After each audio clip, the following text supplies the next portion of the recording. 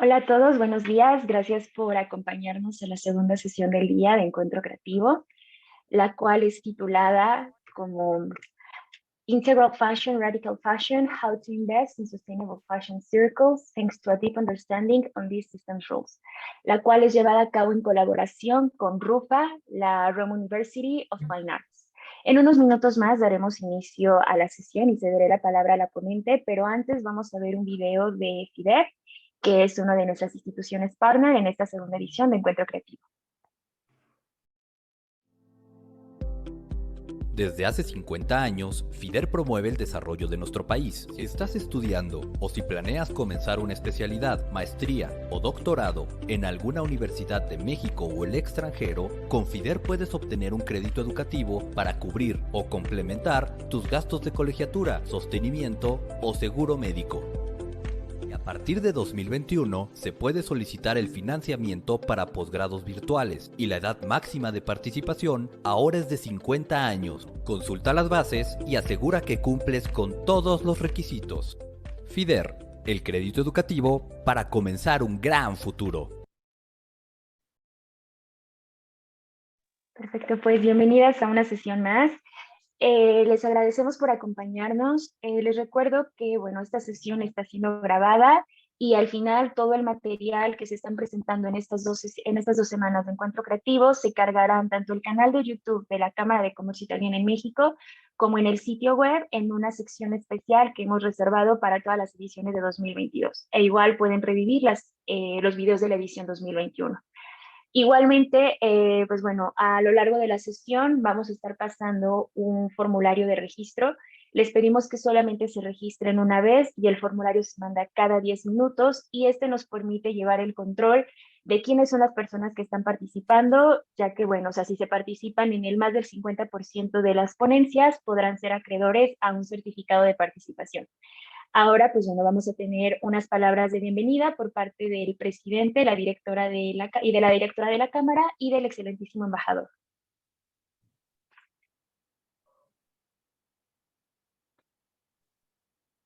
Ok, una disculpa, estamos teniendo problemas técnicos para proyectar el video. Listo, gracias.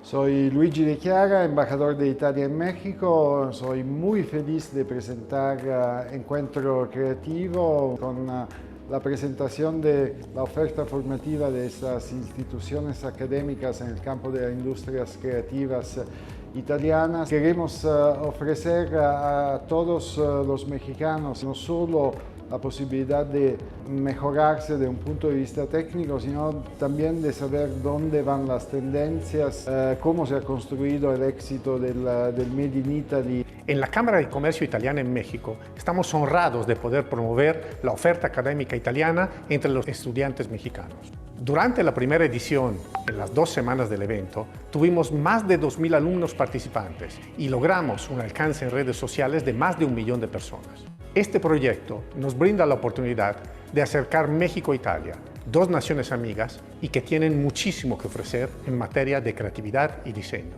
Disfruten de todas las actividades que hemos planeado en coordinación con las mejores universidades de diseño que hay en Italia y junto con las marcas que nos apoyan en esta iniciativa. Bienvenidos a esta segunda edición de Encuentro Creativo, que te permitirá conocer más acerca de la oferta académica que la capital de la moda y el diseño ofrece, Italia. Por favor, síguenos a lo largo de las conferencias de Encuentro Creativo.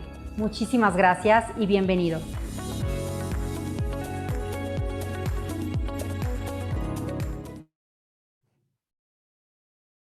De acuerdo, pues en nombre de la Cámara de Comercio Italiana en México, agradecemos a RUFA, la Rome University of Fine Arts, por todo su apoyo y por esta sesión, la cual, bueno, se ha coordinado en colaboración con ellos. Voy a presentarles un poco de la universidad después de la ponente y cederemos la palabra a Guenda. RUFA es una academia multidisciplinaria internacional que ofrece cursos acreditados e innovadores en el campo de arte, diseño y cine. Fue fundada en 1998 por el maestro Alfio Mongeli. RUFA ofrece programas de licenciatura y maestría en artes a jóvenes talentosos de todo el mundo en el corazón de Roma. Y bueno, nuestra ponente Guenda Cermel, ella es coordinadora en Sustainable Fashion Design en RUFA. Ella es una responsable de moda con una gran experiencia en el sector de retail a nivel omnichannel. Es una profesional de 360 grados que combina la creatividad y la estrategia desde el diseño hasta las operaciones, los números, con el tiempo, o sea, ha adquirido una amplia y sólida experiencia en dirección de empresas y de moda a nivel mundial. En 2018 se incorporó como responsable de moda en HSI 24 TV, la filial italiana de una empresa alemana, Shopper Entertainment, entre los líderes del sector con sedes en 5 países. Recientemente ha cursado un máster en filosofía y actualmente está realizando un máster en ecología integral. Es una profesional que tiene muchísima experiencia. Realmente estas palabras son un pequeño porcentaje de todo lo que ella ha hecho. Pero pues bueno, en un momento más les cederé la palabra. Les pedimos a todos los participantes que por favor mantengan su micrófono apagado. Al final de la sesión les vamos a dar unos minutos para preguntas y respuestas. Pueden dejar sus preguntas y comentarios en el chat, pero por favor no interrumpan la sesión, ya que la sesión de Guenda va a ser más bien como una especie de plática. Ahora sí, sin más por el momento, Guenda, you can start. Hello. Hello to everybody. Thank you for having me. I'm very pleased to be here and to talk in a creative context of really a global critic situation about the fashion industry. We decided to name this speech of mine, Integral Fashion, Radical Fashion, how to create, invent new cycles, but having a deep understanding of all processes of this industry. This why we have decided we are basing our speech here with you on the 2 aspects of being integral and being radical. I will explain it along my presentation, but basically because nowadays everybody is talking of sustainability in all the fields, but especially in the fashion industry one. Sustainability itself doesn't mean too much because actually sustainability is connected to the development.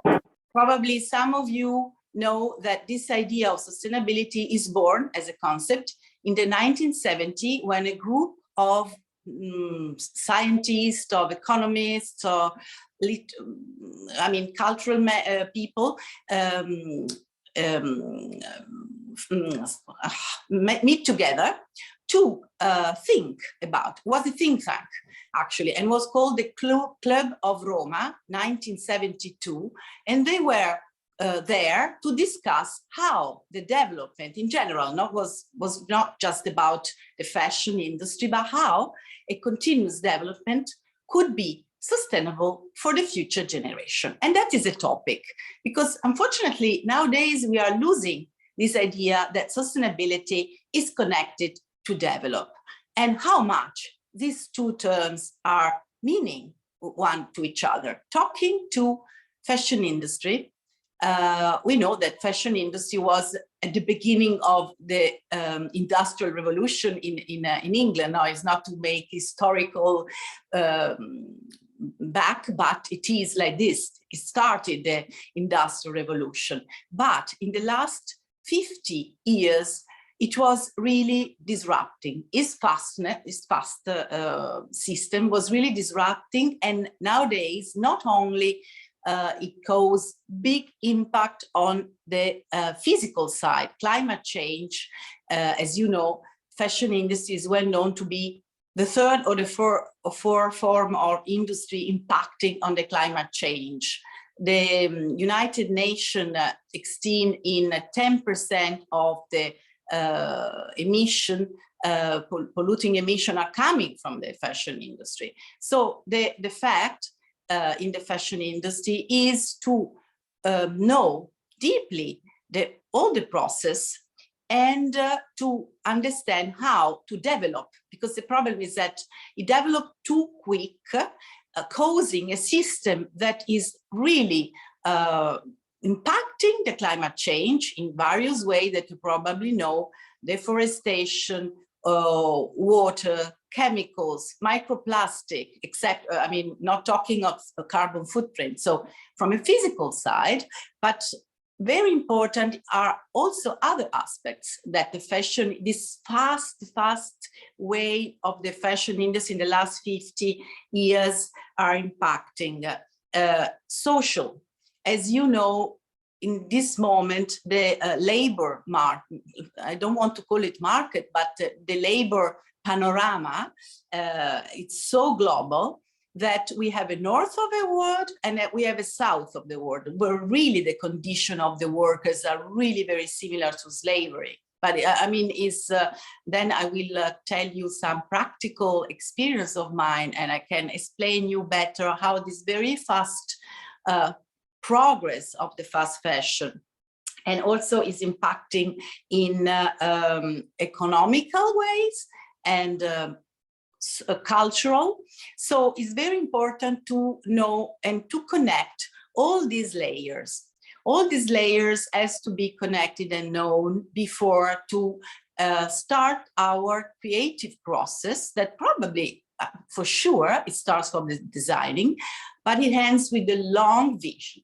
When I started in 25 years ago, it was the north of Italy, it was a textile district in Veneto, close to Venice, because I'm Venetian. Now I live in Rome, I'm Venetian. And that was, I started as a designer in a company that still exists called Stefanel. Let's think like something like Benetton, little smaller, but with the same roof. That was an industry, familiar industry, built up from a family.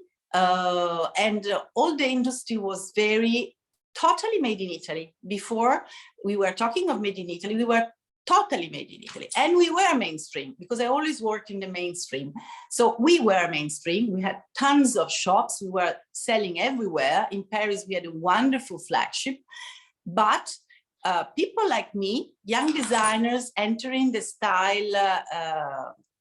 style office, before to draw knitted, because they were specialized in knitted, we used to go to the, let's say, the industry part where all the machine were, and we asked to the people to make the little essays, and then we sit down at the table and we carefully copying every single knit point or every single piece. We had a dyeing section inside. We had fabrics on there. So our creativity was really boosted every day from a community of us, really very happy to be part of this Made in Italy big dream. As I said, Stefanel, I think that had shops also in South America. Then to express, I do this personal, give you these personal examples to explain how fast we came. Then I moved to another company, very well known, that is OVS, that now is like the Italian H&M, so always mainstream. And I decided, no, it's not possible to produce in Italy anymore because it's too expensive. So we all moved, very exciting for us, for me as a young person, to be put on an airplane, business class, drinking champagne and go to work in India or China for weeks. And because, why we did that? Because the fashion industry was so growing, so growing. Now OVS has 5,000 shops in Italy. They were growing so fast. And of course, the financial part was asking margins. And so the cost of the product should be less compared with the product done in the Veneto district as it was done before. So we passed to that. Then they discovered that to draw collection that were thinking 6 months ahead was not productive, because of course a designer sometimes can be wrong, a product manager can be wrong, a buyer doesn't forecast exactly. So they discovered that all this overproduction was giving lots of stock. So they didn't want to have stock. I mean, I'm talking of the companies where I worked, but this is global.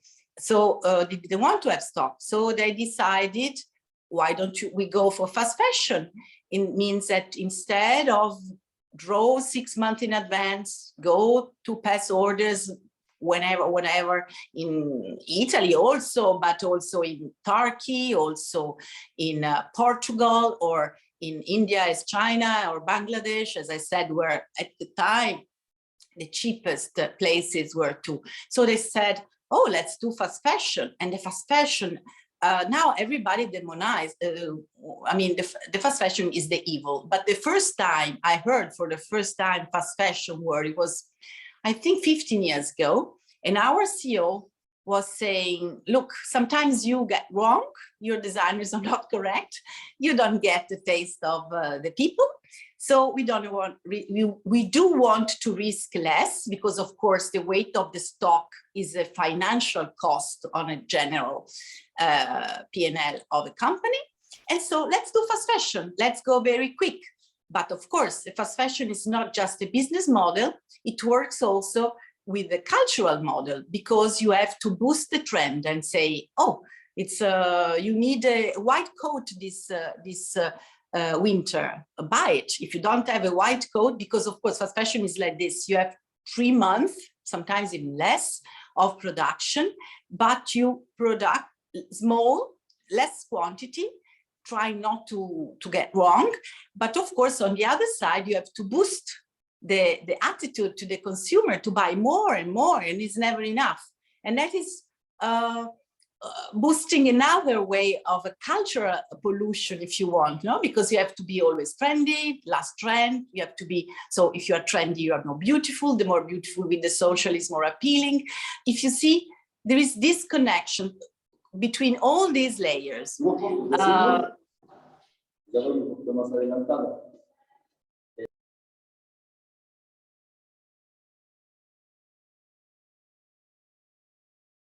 Sorry, Wenda, can you activate your microphone again, please? We had an audio problem. At what point did you lost the audio? Like 1 minute ago. Can you repeat the last part, please? At the last part, where did you arrive? You were talking about the industry a little bit. Okay, no, I was giving some example of how the industry going fast. So passing from a made in Italy done around the corner, was we passed to commercialized production in Far East.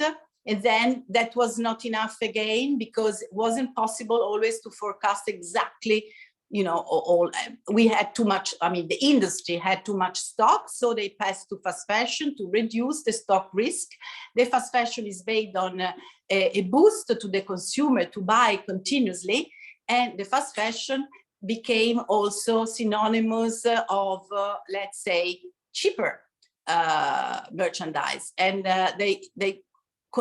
I mean, everybody married this fast fashion system because it was more productive, of course. And so all these excursus through my personal experience, I don't know if you got all my speech, but was to demonstrate that the fashion industry in the last 50 years went so fast that has created a system that is really unbalanced, really unright, really from many, many points of view. Besides, I mean, climate change is for sure is the topic, because as we said, is the 10% of the carbon emission is a lot, but there are many, many aspects. So what I want to say, and that's the reason I decided to use the word integral, because you have a 360-degree view to be creative. Because the funny thing is that to be creative, you don't have to blind yourself into a room, but you have to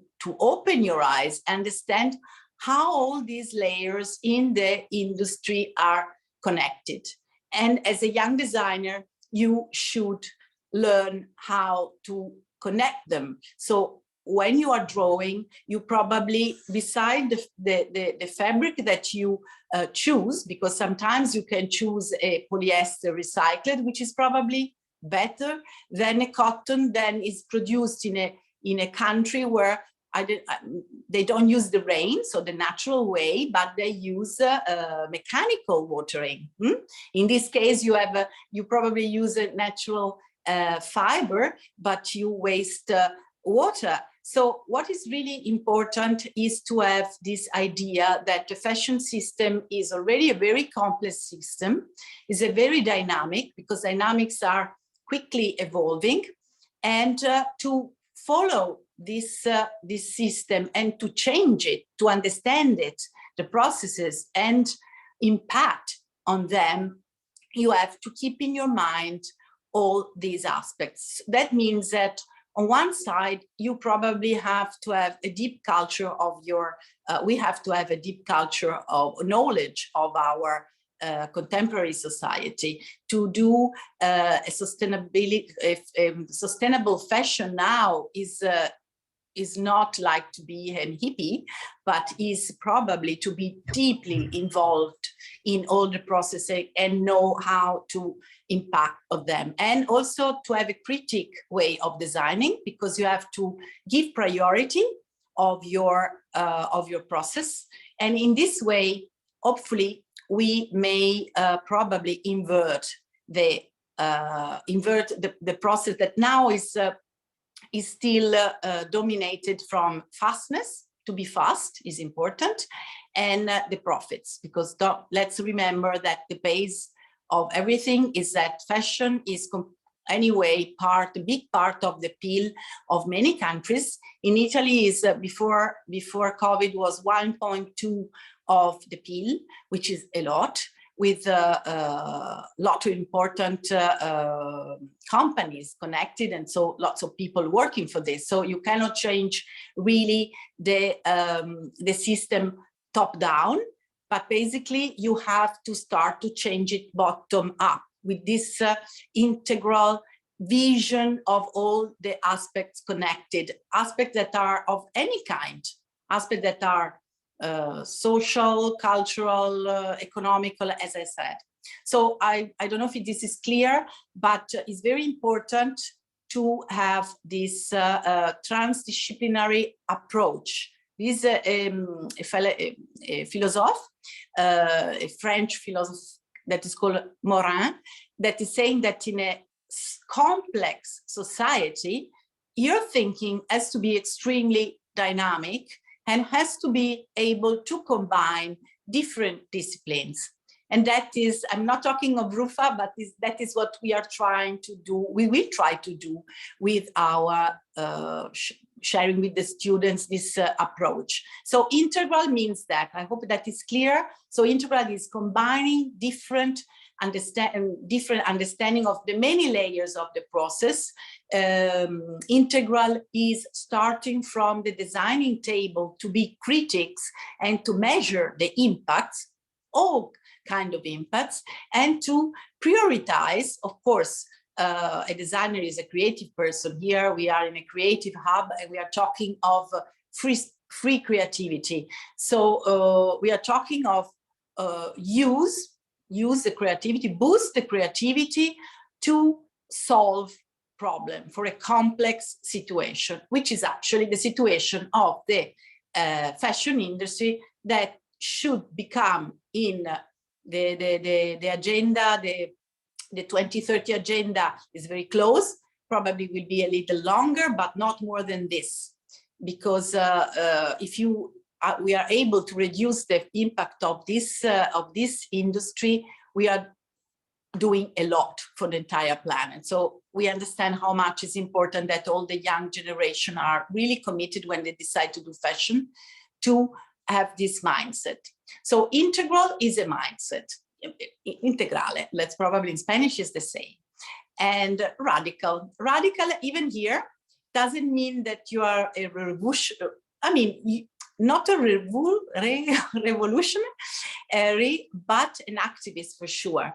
You have to be radical, because the point is that, but this is not given to the single person, is more given to the society, to the different countries, because the first issue with the fashion industry is the law. We are doing a lot. In Italy, for instance, I don't know if you know it, but in March 2020, we issued a package of laws regarding the textile sector, because I mean, we are not, it's not just fashion industries as polluting, but it's all the textile, especially for the chemicals, the dyeing and all we know. And so we issued this package, which is a real important step. Probably you know that during the Fashion Week in this March in New York, the state of New York decided that in the future that they are working to a law system for which all the companies that are having her legal sites in New York has to present a total transparency in terms of suppliers, materials, processes, labors, and this is also, of course, I declare that in January, but if they are able to finalize this process, let's say in 1 year, this is a huge important step, because it's very important to have governments working on the laws. Then another aspect of, and of course, this is the, come si dice, the circular way is the government does the law, the fashion industry, creatives, all the people who work there, they have to know them, they have to, it's not a point of respect, but they have to know and apply them in advance. They don't have to wait that, you know, some others, part of the processes are maybe polluting the process. They have to start from the, as I said, from the designing table. I give you an example, very silly, but probably is, as you told, Claudia, I am the head of fashion of the omni-channel retailer. So we have a TV, we have social, we are selling in streaming on social media, we have a web, and so sometimes all the different departments are not communicating in the best form. So what happened? It happened that we have a law in Italy now, that is a law, a very good law, that is going in a sense that I am trying to share with you, that says that you cannot say anymore eco leather, vegan leather,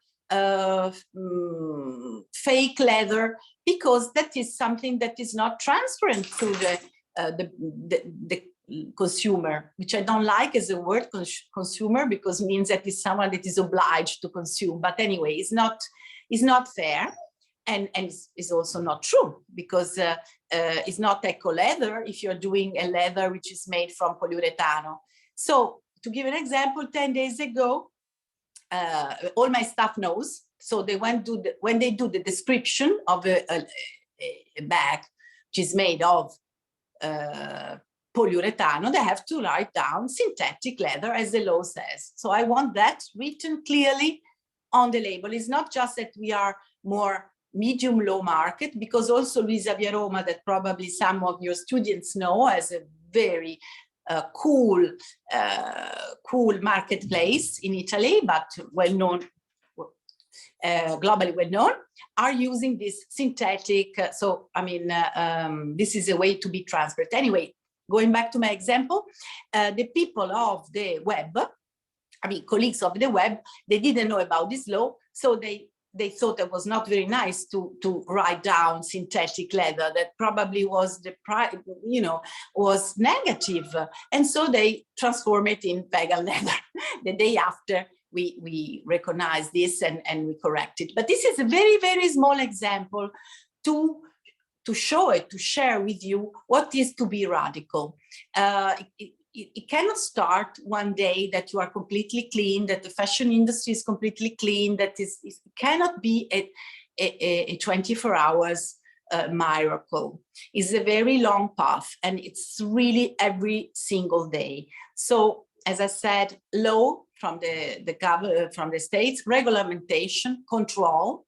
And there is another, when I said they are not revolutionists, but they are activists. I mean, it's important that all the people connected with fashion as consumer, as doers, as people who love fashion, because I mean, I don't want to demonize fashion because I think that fashion is a wonderful express of the identity and has helped us to also, especially women, to free us through the decades. So I am totally fond of fashion, and I think it's a great help to individuals.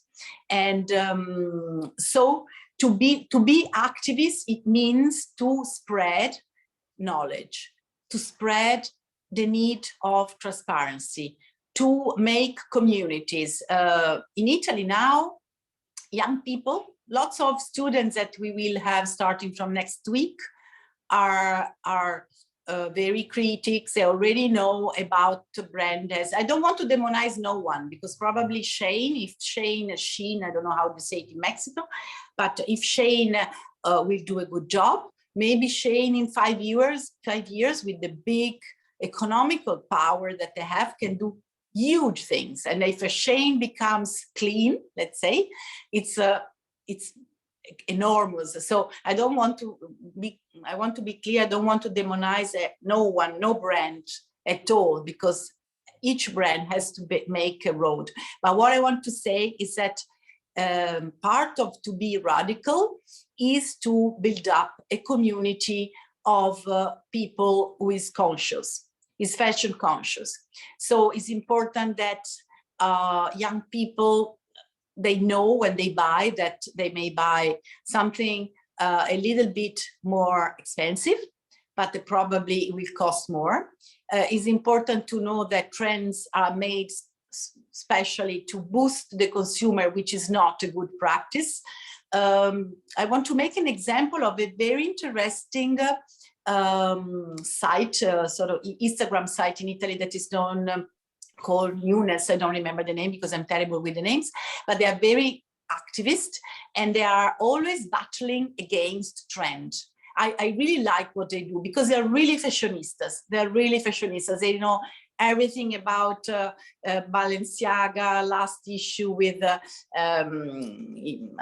name I forgot. They know everything about every single rumor in fashion, but they are really trying to make young people with them conscious that trends are dead.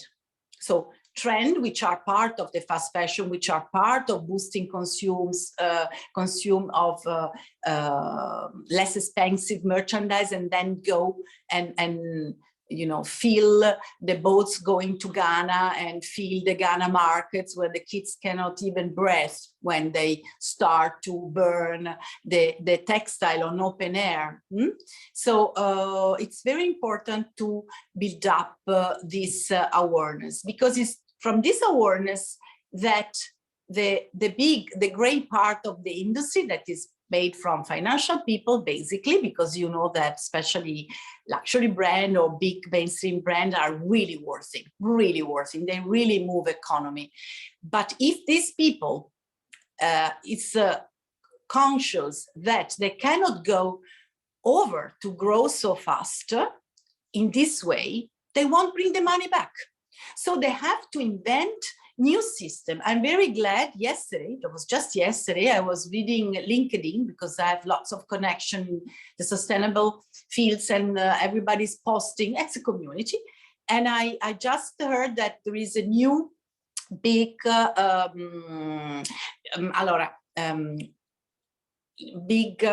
industry technology to recognize the difference, because you know that now what is difficult with the waste, textile waste, is that the label of composition are lots of time are wrong.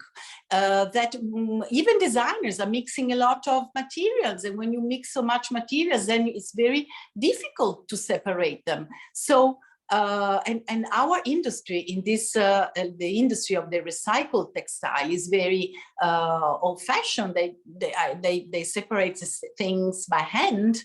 So what happens that sometimes what is not possible to separate in good and bad, the bad is useful for other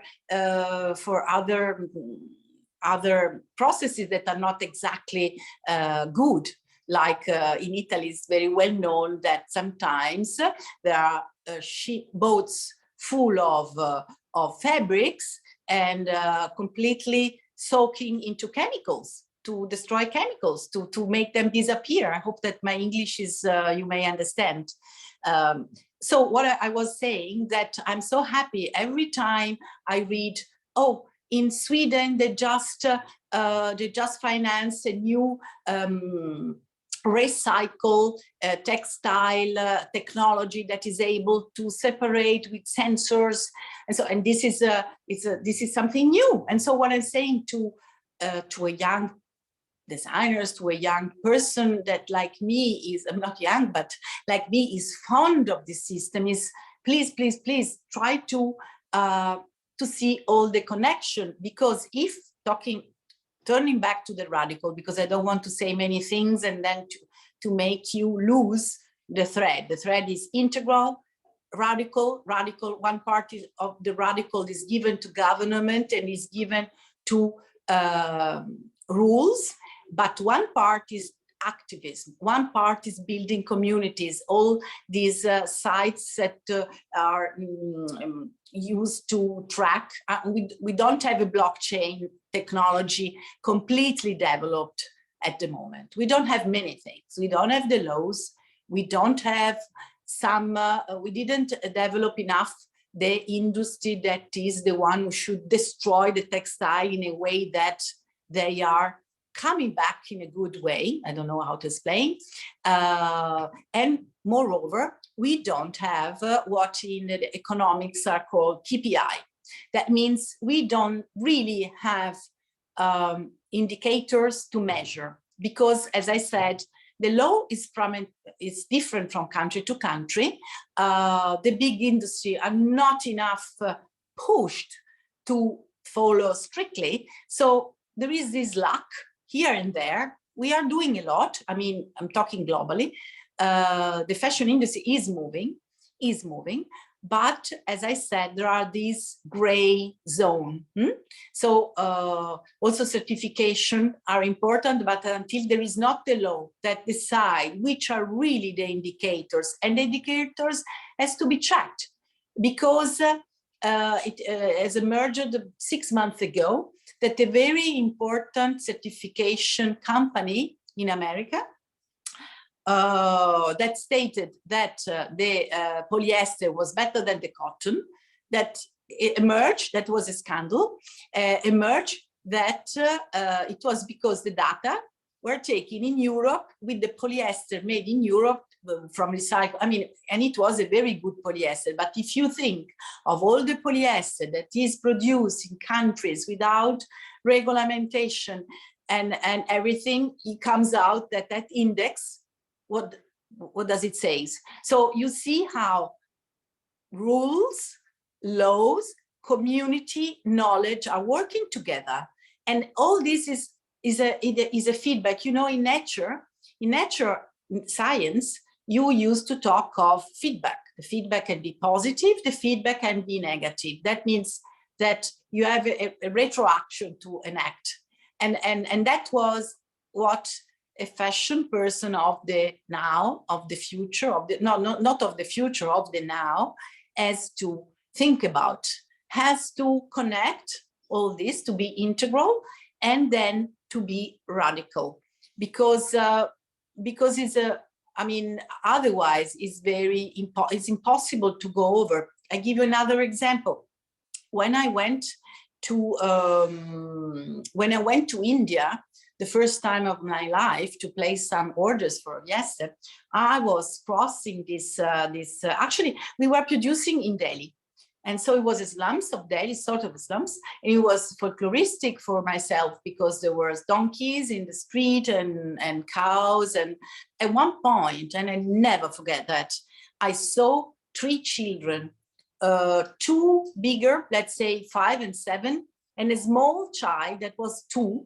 He was completely naked, and the 3 children were crossing the street, and I was inside a limousine with the black window, and believe me, outside was, I don't know, 50 degrees, and this is what still I'm not saying in India, because maybe now it's a shift in Ethiopia, because in Ethiopia they have energy at low cost, labor at low cost. So probably the child is an Ethiopian child. The mother is there sewing. So when you think about all this huge panorama that I'm trying to think, to give to you, of course you cannot change it, because some people say, but tanto you cannot change it. Yes, you cannot change. But if one day you go back and you have changed the word of vegan leather to synthetic leather, you are starting the street of transparency. That is what the fashion industry needs. Transparency is very important. So we said integral, we said radical, we said conscious. Now I would like to add another word, that is conscious of the fact that all the processes has to be transparent, because as soon as they will be transparent, lots of injustice, because it's terrible to think that you are wearing a cloth where the mother is sewing and the child is abandoned in the road, or as it happens in Bangladesh, where there is a law. The kids cannot work under the 18 years. But if you go in the curricula of those offices of laboratories that you lost yourself, you can see children. As actually 25 years ago, when I went to Naples to make the denim in the terraces of Naples, I mean, I'm not talking of nice terraces with green and flowers, but I'm talking of, hot terraces, and was full of immigrants. And I was passing from one room to another where they were using the stone, the pietra pomice, to make that nice effect on our jeans that we like a lot. And that people without no name. And we probably, I still have a pair of jeans made in that way. Some of us has, but transparency is to avoid that these injustices that are happening very far from us are continue to happen.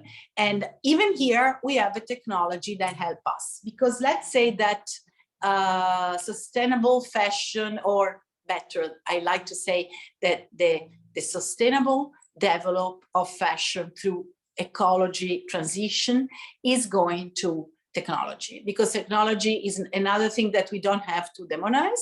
Technology is connecting us. Technology is given to us the tools. And now blockchain, that probably is also can be also used for not nice purpose, like to, I don't know, move money, for instance.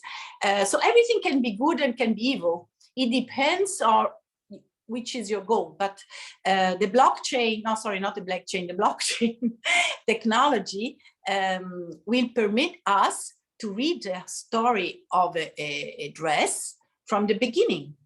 Of course, you need rules, because if you don't have rules, you don't have laws, no one can check.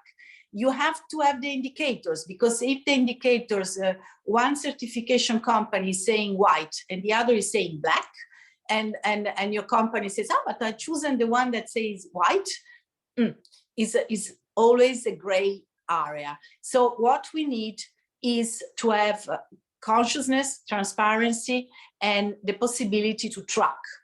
And I think that if we arrive to that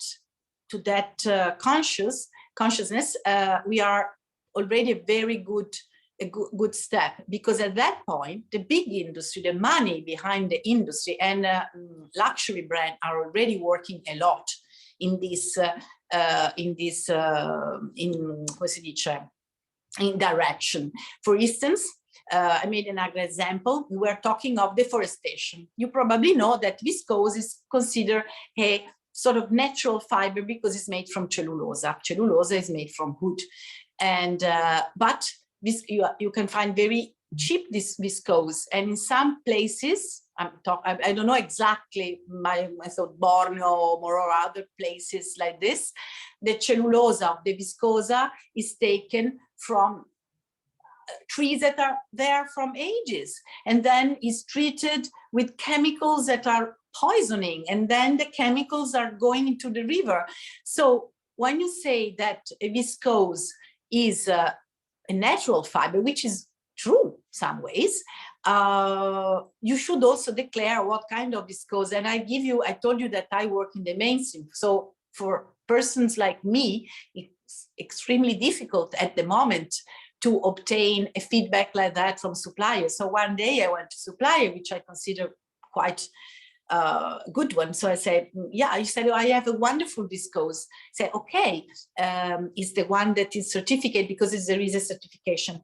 And so disappears. So I decided I prefer to use recycled polyester. At least I knew that was recycled polyester. But for instance, I was talking of luxury brand, Gucci is using the viscose with this kind of certification. As I told you, since the law doesn't decide what are the criteria, every company or society will decide to sell certification, may decide, but let's say that is a step, is a good step. So I don't really push young people to demonize or to blame for greenwashing or whatever. It's what is wrong of greenwashing is when you call vegan leather a polyurethane leather, fake leather. That is greenwashing. You don't have to do that. You don't have to give fake news, let's say. So this is another aspect that is very important to promote, the audio, to promote always the transparency. And what else? So I said that it's very important for creative people to know the life cycle of what they are drawing. When they are drawing, they should have in their mind a sort of a virtuous designing, say, okay, I want to use this fabric or this fabric, why? And probably ask to themselves, if I use this fabric, which will be the end of this style? It will be possible. It will be possible to recycle it? Yes, no. Or it's possible, I don't know, sometimes you can use textiles also in regenerative agriculture. So there are many uses.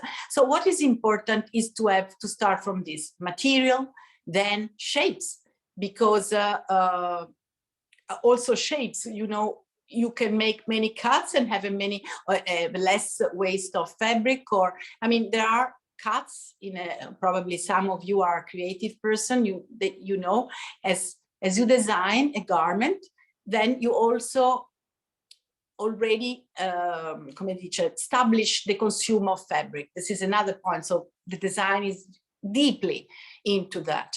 That probably also usually is not the designer that decided that, but I hope that in the future also the fashion industry offices will change, because if you want to sustainability to arrive to a development which is sustainable for the future, we don't have to have offices completely disconnected one from another when the designing is designing and then the product finish because they have to do numbers in a different, may happen very often, not in the luxury, but for sure in the mainstream, that sometimes you design something, you have that in your idea, but then the cost is too much. So the production department decided that has to be produced in another way. So another way to be sustainable and to make the transition to a more, I don't want to say correct because it's not correct, but a more handable and fair fashion is also, again, to make community, which is not just a community of thinker,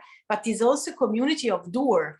So everybody involved in a company, small or big, has to be connecting with the others, talking with the others, explaining their ideas. It's not easy. It's not easy because I know exactly how offices are, but I think that for you guys, young generation is a mandatory. Is mandatory because if a young designer cannot explain to his boss, which is not probably his boss, should be more a pal, a person that is recognizing fresh energy, what he has in his mind, and how it want to arrive to the end, and to maybe to pass this idea also to other managers with higher position in the company, is not possible to arrive to this change of business model that the fashion needs to develop. I think I said a lot. At least I think I said a lot. What else I can say about the aspects of the cultural aspects? That is, it's at least but not last. That, as I said before, on the fast fashion, usually these systems are all connected between them, and so also the push, fast fashion, not fast fashion, but fashion that has to go fast, because also the luxury brand were before the COVID, they were doing oh my God, sfilate, catwalks, and then cruise, and then this, and then that, too much production. So also, and this is a polluting cultural production. So in this way, the fashion is not, it's just more and more and more and more. So we really, if we don't want to waste, we have also to have in mind to go back to a culture of the well done, good material, the lasting, the using sometimes some techniques or artisanal technique that are lost. We have to understand that all these aspects are, as I said in the beginning, are integrated. It's a very complex problem to solve that needs a very dynamic and smart way of facing. It's nice. There is a thing that was not written for fashion, but I like to think to be written for fashion, is an Italian writer, very famous, Baricco, and he says that when you have to face a very complex problem, nowadays you should use the mindset of the game. The mindset of the game is, you probably know better than me, is multiple choices, this or that, and that's exactly what we should do in fashion, to be creative. This is encuentro creativo, but creative in a substantial, integral, radical way to arrive to help the fashion industry to move on. I don't have any more words. If someone wants to ask me something, I'm here. Hi, Arturo from Encuentro Creativo. This lecture was amazing. You have no idea. Let me switch to Spanish to encourage everyone to ask questions. Yeah. Chicos, esta es su oportunidad. Si quieren hacerle alguna pregunta, escríbanla en el chat, por favor. In the meantime, while they write their questions, just let me thank you for bringing such an interesting outlook on this topic, because I love particularly 2 points. The one when you said that being radical is, it's a path. It doesn't happen in a minute. And how you started talking about concepts that we think are like contemporary, but they have been in development for years now, like what you said about fast fashion and how those people were talking about it about a decade ago. And it's such a common concept nowadays, right? And also how you said sustainability is not just like being like a hippie idea, but that's why they thought of it back in the day, even though today is like in the mainstream. Back in the day was not well regarded, as I understood on your presentation. And I love also how you talk about shame, and you said, I don't want to express bad towards the brand, but because what we hope is that they change. And that's such an interesting outlook on the conversation. Yeah, also because they have the money, the power, and the motivation, they change. And what I wanted to say that is, it's sad to say, but it's always, let's say, the money that makes the turn, the word go round. And if they understand, that is wonderful. If they understand that to make at least the money they did before, not say more, because they have to decide also to stop a little bit also in profits. But the money they did before in a different way, So probably Shane will build up I don't know the word, but an industry to recycle the textile, and all the others can do to him, and he has interest in that. And so, do you understand? It has to be more connected, and all the parts have to find an interest to improve through the better, and not to the unfair. No, and I love that you brought it to the conversation, because you are looking on ways to improve, the industry, instead of, we are living in the age of cancel culture. So you're not actually canceling them, but saying, how can they do better? And that's amazing. But you address with the cap and the felpa, and you express yourself. You're there and you express yourself. So I think that in a way, fashion is really a joy, and to dress up is something that has to be a joy. I don't want to dress up because I am pushed to be a consumer, but I want to dress up to express myself if I want. If to express myself is to have a white t-shirt, it's another way. I don't want to be told how to express myself. And that's also part that I think is part of sustainable. They don't have to continue say this trend is this, you have to buy this. That was important for you, cancel culture. That is a part that intellectually the cancel culture can bring. The fact they don't know, I'm not buying that because you say that is a trend, I have to wear a trend if I want to wear the same felpa. But probably you will turn up your felpa, you see if you have a blockchain, come si chiama, QR code to follow, and you will be happy to know that it's made from I don't know where in a proper way, and you will love your felpa. And that's a way that everybody is gaining in this game, no?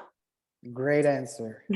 Everyone is saying that you're amazing, that this lecture was great. We have a question from Gretel, and she asks, what do you consider to be the priority to change in this very moment? The individual change from the consumer and the macro change from the government and the regulatory frameworks? I would, knowing the financial system, I would say the consumer change first, because if the consumer doesn't change, the government doesn't realize how worrying is the situation. I don't want to be cynical, because probably you understand that I'm not at all cynical, but I know that if the consumer doesn't show, that's important to be radical and to make up communities, because if the consumer doesn't show that he's sick, to be boosted to buy cheap stuff, they don't know where it's coming. They say, oh, if someone is buying, we continue to producing. When they will see a stop, they will find a solution. I mean, the human race is made of a century of finding the solution. Of course. So the Guadalupe Jocelyn Villa Godinez asks, could you recommend some books on the topic? And also what other, institutions are talking about this topic, either schools or... I don't understand which topic are you talking. Can you repeat? Again, so Guadalupe asks if you could recommend some books on this, on that you take information from, and that if you know of other institutions that share this type of information, whether it be private institutions, schools, certification centers, That's a very weird question. I'm not weird, but interesting. Personally, I made up my consciousness beside the fact that I know quite well the processes. LinkedIn helped me a lot, because I'm following LinkedIn, everything. Every person interesting and see with sustainability, I follow her. And I always check and save the posts. And so when I need to deep something, actually, I know about many books.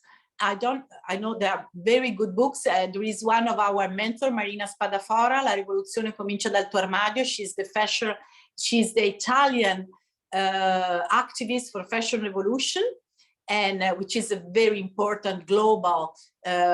One suggestion is follow Fashion Revolution, which is doing a great job. When I was talking of the package of law that in March 2022 were brought to the web, European community.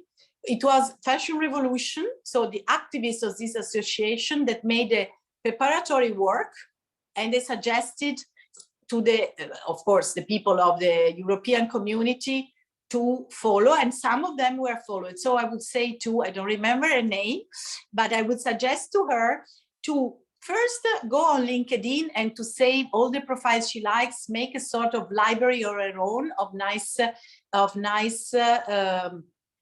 articles from ever, and then yes, probably read books, follow on the social like Fashion Revolution, Good on You, Eco Alpha. There are tons. When you follow one, then you see the first 10 and you follow all of them, so you have a very good feedback. I would say that in a day between LinkedIn and Instagram, I have daily a feedback of at least 10 new contents.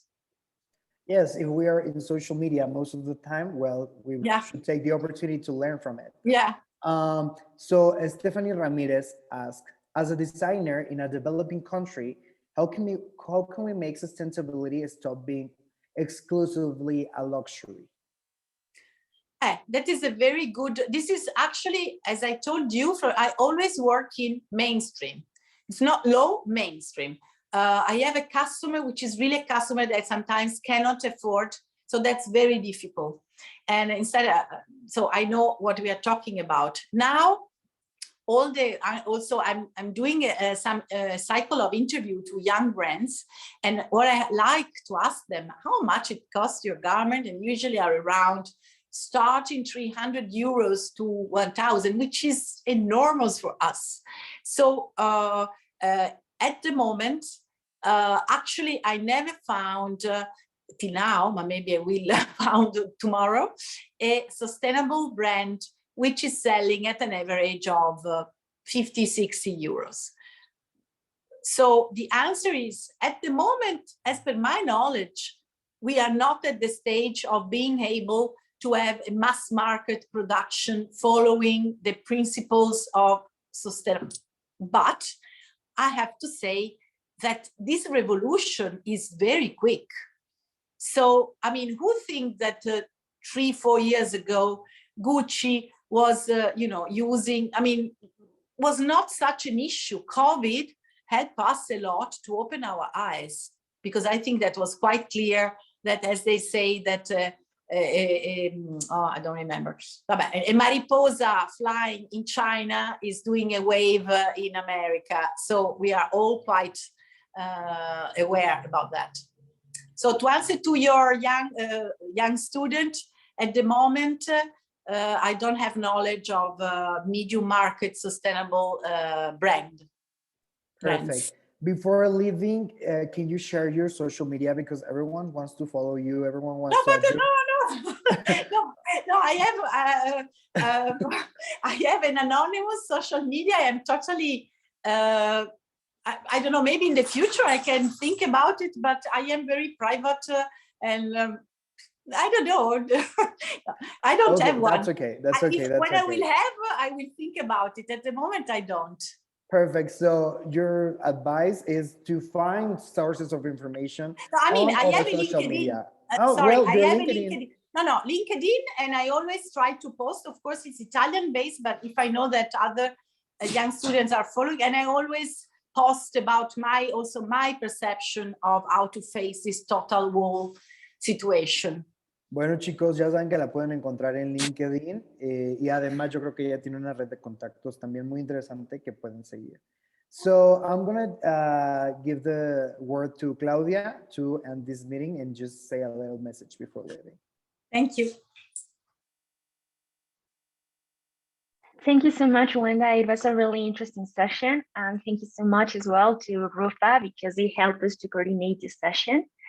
Then I'm going to switch to Spanish in order to give some final messages, but thank you so much. It was amazing, Guenda. You're welcome. And thank you for having me. Yeah, okay, perfect.